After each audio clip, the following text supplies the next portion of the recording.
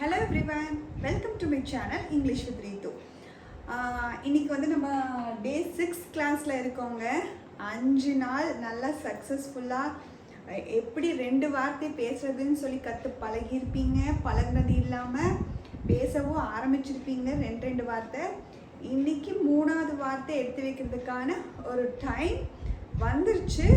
But பேசி பழக வரல. ஸோ அதை நம்ம இன்றைக்கி ஆரம்பிச்சிடலாம். நேற்று நம்ம என்ன டாபிக் பார்த்தோன்னா பார்ட்ஸ் ஆஃப் ஸ்பீச்சில் 8 பார்ட்ஸ் ஆஃப் ஸ்பீச் இருக்குது. அதில் என்ன அந்த பார்ட்ஸ் ஆஃப் ஸ்பீச்சில் என்னங்கிறது நேற்று பார்த்தோம். அதில் நவுன் பற்றி கொஞ்சம் டீப்பாக பார்த்தோம். செகண்ட் பார்ட்ஸ் ஆஃப் ஸ்பீச் என்னன்னு பார்த்தீங்கன்னா ப்ரனவுன். ப்ரனவுன்னா என்னன்னு நான் ஆல்ரெடி சொல்லியிருந்தேன். ஒரு நவுனுக்கு பதிலாக யூஸ் பண்ணுறது தான் ப்ரனவுன் அப்படின்னு நான் தெளிவாக சொல்லியிருந்தேன். ஒரு நவுனுக்கு பதிலாக நம்ம யூஸ் பண்ணுறது தான் ப்ரனவுன். சரி, ஓகேங்க. இப்போ வந்து நான் ப்ரனவுனில் பார்த்தீங்கன்னா 3 விதமான ப்ரனவுன்ஸ் இருக்குங்க. Personal pronoun, possessive pronoun, object ப்ரனவுன்னு 3 விதமான ப்ரனவுன்ஸ் இருக்குங்க. பர்சனல் ப்ரனவுன்னா என்னன்னா ஆல்ரெடி நம்ம படித்தது தான். சப்ஜெக்ட்னு சொல்லி படிச்சிருப்போம்ல, ஒரு 7 இது படிச்சிருப்போம் பார்த்தீங்களா, அதெல்லாம் தாங்க பர்சனல் ப்ரனவுன். இது வந்து ஆல்ரெடி நீங்கள் நல்லா தெளிவாக மைண்டில் வச்சுக்கிட்டது தான். ஸோ இது பண்ணிக்காதீங்க. அடுத்து பார்த்தீங்கன்னா ஆப்ஜெக்ட் ப்ரனவுன். ஆப்ஜெக்ட் ப்ரனவுன்னா இந்த me, him, her, us, them இதெல்லாம் மனப்பாடம் பண்ண வேண்டியது தாங்க. இதெல்லாம் வந்து தெரியாதவங்க எப்படி யூஸ் பண்ண தெரியுறவங்க மைண்டில் நல்லா எனக்கு, நான் பார்த்துட்டீங்க. இது நான், அவன், அவள், அது, நீ, நாங்கள், அவங்க, இது. ஸோ அதே மாதிரி எனக்குன்னு சொல்லி நம்ம பேசணும் இல்லைங்க. ஸோ எனக்கு மீ, அவனுக்கு ஹிம், அவளுக்கு ஹர், எங்களுக்குன்னா அஸ், அவங்களுக்கு தெம். ஸோ இதெல்லாம் வந்து நீங்கள் நல்லா தரவாக மைண்டில் வச்சுக்கிட்டாதாங்க நம்ம பேசுகிறப்போ அவனுக்கு மிட்டாய் வேணுமாமா, அவனுக்கு காய்ச்சல் அப்படின்னு சொல்கிறப்போ அப்போ நம்ம இந்த வார்த்தையை வச்சு எப்படி யூஸ் பண்ண முடியுங்கிறது நம்மளால் இது பண்ணிக்க முடியும். ஸோ இதெல்லாம் வந்து ஆப்ஜெக்ட்டுங்க. அதுவே எனக்குன்னு சொல்லாமல் என்னுடையது, உடையது இப்படி வர்றப்போ மைன், அவனுடையது ஹிஸ், அவளுடையது ஹர்ஸ். இது அவளுக்கு ஹர், அவளுடையதுன்னு வர்றப்போ ஒரு எஸ் ஆட் பண்ணிடணுங்க. அவனுக்கு ஹிம். ஆனால் அவனுடையதுன்னு வர்றப்போ இந்த எம்முக்கு பதிலாக எஸ்ஸாக மாறிடும். எனக்குன்னா மீ, என்னுடையதுன்னா மீனா இங்கே நடுவில் மைனுன்னு மாறிடும். அது மாதிரி தாங்க. உன்னுடையதுன்னா யார்ஸ், நம்முடையதுன்னா அவர்ஸ், அவங்களுடையதுன்னா தேர்ஸ். இதை வந்து கொஞ்சம் நீங்கள் தாங்க கொஞ்சம் மைண்டில் வச்சுக்கணும். ஸோ ஒரு எக்ஸாம்பிள் பார்க்கலாம். என்னுடையதை வச்சு ஒரு சென்டென்ஸ் சொல்லுங்கள் பார்க்கலாம். சும்மா ட்ரை பண்ணுங்கள். இந்த மார்க்கர் என்னுடையது. So the marker subject. So வந்து இப்போ இந்த மார்க்கர் என்னுடையது, இதை வந்து நான் என்ன சொல்கிறேன், ஃப்ரேம் பண்ண ஒரு சென்டென்ஸ் வாக்கியம் அமைக்க சொல்லிட்டேன். அப்படி இப்படி சொல்லிட்டாங்கன்னா எப்படிடா வாக்கியம் அமைக்கிறது அப்படின்னு கன்ஃபியூஸ் ஆக வேண்டாம். சப்ஜெக்ட் இருக்கணும், வேர்ப் இருக்கணுங்கிறது தெளிவாக தெரியும் தானே. இந்த மார்க்கர் என்னுடையது, இதில் இந்த மார்க்கர் என்னுடையதில் சப்ஜெக்ட்னா என்ன, எதை பற்றி பேசுகிறோமோ அதுதானே சப்ஜெக்ட். இப்போ நீங்கள் எதை பற்றி பேசுகிறீங்க, மார்க்கரை பற்றி. ஸோ ஃபஸ்ட்டு வார்த்தை மார்க்கர். த மார்க்கர் என்னுடையது. இந்த மார்க்கர் என்னுடையதுக்கு மைன், த மார்க்கர் மைன். இந்த மார்க்கருக்கு சொல்லிட்டீங்க, என்னுடையதுக்கு மைன் வரணும்னு சொல்லிட்டீங்க, மைன் வந்துருச்சு. ஆனால் ஒரு வாக்கியம் எப்படி இருக்கணும், ஒரு சப்ஜெக்டும் ஒரு வேர்பும் இருக்கணுமா? இங்கே வேர்ப் இருக்கா? கிடையாது. ஆனால் நான் வேர்பில் என்ன சொல்லியிருக்கேன், ஆக்ஷன்னு சொல்லியிருக்கீங்க. ஆக்ஷன் வருதா? ஆக்ஷனும் வரல. அப்போ என்ன பண்ணுறது? வேர்பில் ஆக்ஷன் மட்டுமா சொல்லி கொடுத்தேன்? இல்லை, be verbs, do verbs, have வேர்ப்ஸ்ன்னு சொல்லி கொடுத்தேனா? அப்போ பி வேர்ப்ஸ்க்கு வாங்க. பி வேர்ப்ஸ்க்கு என்னென்ன சொல்லி கொடுத்தேன்? இஸ், ஆர், வாஸ், வேர், ஆம். ஆம் எதுக்கு வரும்? ஆம் வந்து ஐக்கு வரும். ஸோ அது நம்மளுக்கு வராது. ஒன்றா இஸ், வாஸ், ஆர் வேறு தான் வரணும். ஓகேங்களா? இது 2 சிங்குலரு, இது 2 ப்ளூரலு. இந்த மார்க்கர் ஒன்று தானே இருக்குது. அப்போ வந்து சிங்குலர் சப்ஜெக்ட் தானே இது. கண்டிப்பாக என்ன வரணும்? சிங்குலர் வேர்ப் தானே வரணும். சிங்குலர் வேர்பில் ஒன்றா இஸ் வரணும், வாஸ் வரணும். நான் வந்து இஸ் வாஸ்க்கு அது டிஃப்ரென்ஸ் சொல்லித்தரேன், அது என்னன்னு. இப்போதைக்கு நம்ம இஸ் எடுத்துக்கலாங்க. இந்த வாஸ் வந்து பாஸ்ட் டென்ஸுங்க. இப்போ இஸ் எடுத்துக்கலாம். the marker is mine. எப்படிங்க ஈஸியாக இந்த மாதிரி தெரிஞ்சு இப்படி இப்படி இப்படி ஃப்ரேம் பண்ணி பேசிகிட்டே இருந்தீங்கன்னா ஈஸிங்க வந்துடும். பேசணுங்க, ஆனால் எல்லாம் தெரிஞ்சிடும். இப்படின்னு தெரிஞ்சிடும். அந்த மாதிரி. சரி, இன்னும் ஒரு எக்ஸாம்பிள் பண்ணிக்கலாம். அதுக்கப்புறம் மற்றதெல்லாம் வச்சு நீங்கள் ட்ரை பண்ணுங்கள். ஹிஸ் அவனுடையது. ஓகே, மார்க்கர் வச்சு சொல்லிக்கலாமா? ஓகே, இந்த மார்க்கர் அவனுடையது. ஸோ ஃபஸ்ட்டு சப்ஜெக்ட்டுக்கு என்ன, எதை பற்றி பேசுகிறோம்? மார்க்கர் பற்றி பேசுகிறோம். Marker is, the marker is his. இப்படியும் சொல்லலாங்க. இல்லைன்னா எப்படின்னா இட் இஸ், இது அவனுடைய marker. It is his marker.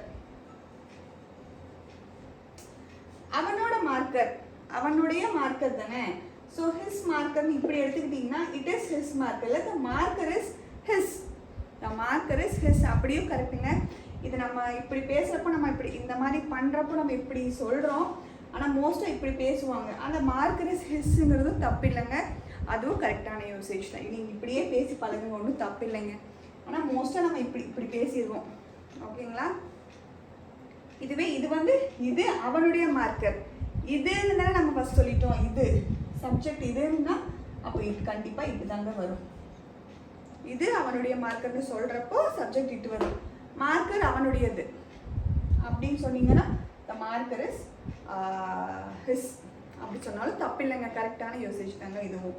So அதே மாதிரி இந்த மாதிரி ஹர்ஸ் இது எல்லாத்துக்கும் வந்து ஒரு வார்த்தையை வந்து அப்படியே பேசி பழகுங்க. இந்த மாதிரி ஒரு வார்த்தையை இது பண்ணுங்க. இதை வந்து வேணும்னா உங்களோட ஹோம்ஒர்க்காக எடுத்து வச்சுக்கோங்க. இந்த வாக்கியம் அமைக்கிறதுல ஏதாச்சும் டவுட் இருந்துச்சுன்னா அதை கமெண்ட் பாக்ஸில் போடுங்க. நான் கமெண்ட்டில் கிளியர் பண்ணுவேன்.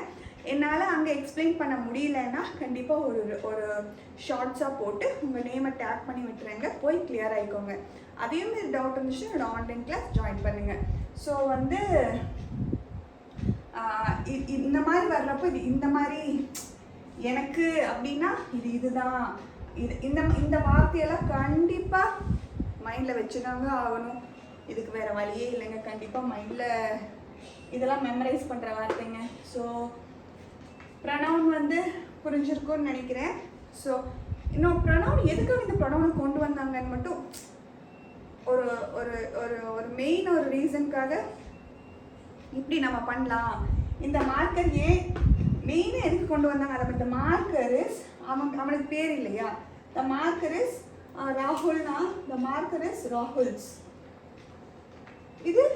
It is Rahul's marker. அவன் பேரையே போட்டுக்கலாம்ல, எதுக்கு ஹிஸ்ஸு அவனோட இதெல்லாம் சொல்கிறோம். மெயினாக இது எதுக்கு கொண்டு வந்தாங்கங்கிறது இப்போ நம்ம பார்க்கலாங்க.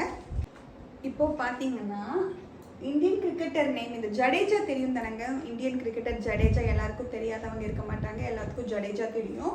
அவனோட ஃபுல் நேம் பார்த்தீங்கன்னா ரவீந்திர சிங் அனிருத் சிங் ஜடேஜா. அவனோட ஃபுல் நேம் இதாங்க, ரவீந்திர சிங் அனிருத் சிங் ஜடேஜா.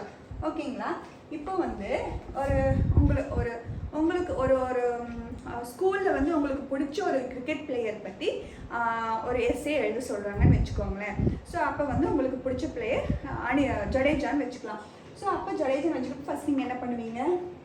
ரவீந்திர சிங் அனிருத் சிங் ஜடேஜா. ஒரு எஸ்ஸே எழுதுகிறப்ப அவங்களோட ஃபுல் நேம் தாங்க எழுதணும். வந்து சும்மா ஜடேஜா அப்படின்ல நம்ம ஆரம்பிக்க மாட்டோம். அவனை வந்து நாங்கள் ஷார்ட்டாக ஜடேஜான்னு அப்படி சொல்லிட்டு தான் நம்ம ஆரம்பிப்போம். ஒரு எஸ்ஏ ரூல்ஸ்ன்னு வச்சுக்கோங்களேன். ஸோ வந்து Ravindra Singh Anirudh Singh Jadeja is a famous player. First point எழுதுறீங்க. அடுத்து திரும்பியும் நான் சும்மா ராஜ் இப்படின்னு ஷார்ட் ஃபார்மில் போட்டிங்க. நீங்கள் இப்படி போட்டிங்கன்னா அவனோட பேர் மட்டுமே 28 லெட்ரு இங்கேருந்து இது வரையும் வரும். அதுக்கப்புறம் திரும்பியும் Ravindra Singh Jadeja is my favourite player. Ravindra Singh I like Ravindra Singh and Anirudh Singh Jadeja very much. Ravindra Singh and Anirudh Singh Jadeja matches are very அவனோட மேட்சஸ் ரொம்ப இன்ட்ரெஸ்டிங்காக இருக்கும்னு சொல்லி எத்தனை தடவை இவனோட பேரை எழுதுவீங்க? ஒரு பேப்பரில் இவனோட பேர் எழுதுறதுக்கு மட்டுமே பாதி பேப்பர் முடிஞ்சிருங்க. பேர் எழுதுறதுக்கு மட்டுமே பாதி பேப்பர் முடிஞ்சிடும். ஸோ அந்த ஒரு சின்ன சின்ன பேர் ராணி, அவங்களோட பேர் ஜடே, சின்ன பேர் இருக்கிறவங்களுக்கு ஓகேங்க, சின்னதாக முடிச்சிடலாம். அவங்க பேர் சில பேரோட பேர் ராஜினே இருக்குன்னு வச்சுக்கோங்களேன். ஸோ இந்த பாருங்கள் இப்படி முடிஞ்சிடும். அவ்வளோதான். இப்படி தான் இருக்குது. இதுவே நீங்கள் அவங்க ஃபுல் நேம் எழுதுனீங்கன்னா அவங்க நேம் மட்டும் இவ்வளோ வரும்.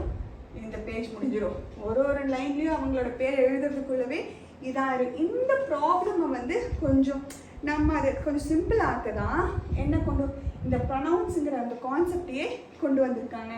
ஸோ இவங்க ஃபஸ்ட்டு ஸ்டார்டிங்கில் பேர் எழுத தப்பே இல்லைங்க, ஒரு தடவை எழுதலாங்க.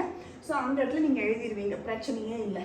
ஓகே, அடுத்து பார்த்தீங்கன்னா இதுக்கு Ravindra Singh is Jadeja is a famous player. இந்த இடத்துல என்ன போடலாங்க? ஹீ போட்டுக்கலாமா? ஹீனா என்ன? அவன் அவன் என்னோட ஃபேவரட் பிளேயர். ஸோ இங்கே ஹீ போட்டுக்கலாம். அது சொல்ல முடிஞ்சதா? 28 லெட்டர் எழுதுவீங்களா? இந்த 2 லெட்டர் எழுதுவீங்களா? ஓகேங்களா, போட்டுக்கலாம். அடுத்து பார்த்தீங்கன்னா ஐ லைக், திரும்பியும் இவ்வளோ பெரிய பேர் வேணுமா? ஐ லைக், எனக்கு அவனை பிடிக்கும். சரிங்களா, ஐ லைக், இங்கே வர்றப்போ ஐ லைக் ஹிம். ஓகேங்களா, எனக்கு அவனை பிடிக்கும். ஐ லைக் ஹீங்கிறது எப்பவுமே சப்ஜெக்டில் தாங்க வரும். ஸோ அதனால தான் நம்ம வந்து இங்கே ஹிம் போடுறோம். இந்த ஹிம் ஆப்ஜெக்டாக யூஸ் பண்ணிக்கலாங்க. நம்ம நீங்கள் பார்த்தீங்கன்னா அந்த ஹிம் நான் சொல்லி கொடுத்த 3 இதில் வந்து என்னது இந்த ஹிம் வந்து ஆப்ஜெக்ட் ப்ரொனவுனோட இதில் தான் இருக்கும். So I like him very much. அப்புறம் இதுக்கு பதிலாக ராஜ், அந்த ரவீந்திர சிங்கோட மேட்சஸ், அவனோடன்னு என்னங்க யூஸ் பண்ணணும்? அவனுடையது, அவனோட அப்படின்னா ஹிஸ் தானே, அவனுக்கு கிடையாது, அவனுடையது his. So his matches are very interesting. So இங்கே இந்த ப்ரொனவுன்ஸ் எப்படி ஹெல்ப் பண்ணுதுன்னு பாருங்கள். ஓகேங்களா, இது வந்து ஸோ இந்த எது எப்படி வரணும் இந்த மாதிரி தெரிஞ்சுக்கிறதுக்கு வந்து நீங்கள் எல்லாத்தையும் மனசில் வச்சுக்கணுங்க. அது வந்து மெமரைஸ் பண்ணுற பார்ட் தான். அவனுடையது வந்தால் இப்படி வரணும், அவனுக்குன்னு வந்தால் இந்த வார்த்தை யூஸ் பண்ணணுங்கிறதெல்லாம் வந்து தயவுசெய்து மனசை நல்லா ஏற்றிக்கோங்க. அப்போ தான் உங்களால் பேசுகிறதுக்கு ஈஸியாக இருக்கும். ப்ரொனவுன்ஸுங்கிறது இந்த காரணத்துக்காக தாங்க கொண்டு வந்தாங்க. ஸோ தெளிவாக புரிஞ்சிடுச்சின்னு நினைக்கிறேன். அந்த இதை கண்டிப்பாக நீங்கள் மைண்டில் வச்சு தான் ஆகணும். வச்சுக்கிட்டிங்கன்னா 3 வார்த்தை பேசுகிறதுக்கு நீங்கள் தயாராகிடுவீங்க. ஸோ ஒரு வார்த்தை பேசுங்க, ட்ரை பண்ணி பாருங்கள். தப்பாக பரவாயில்லைங்க, இப்போ தானேங்க கற்றுக்கிட்டு இருக்கீங்க, நீங்களே அந்த தப்பை திருத்தி பண்ணுங்கள். அதையும் மீறி ஒரு டவுட் வந்துச்சா, வாங்க நான் சொல்லித்தரேன். ஓகேங்களா, இன்னையோட டே 6 கிளாஸ் முடிஞ்சுதுங்க.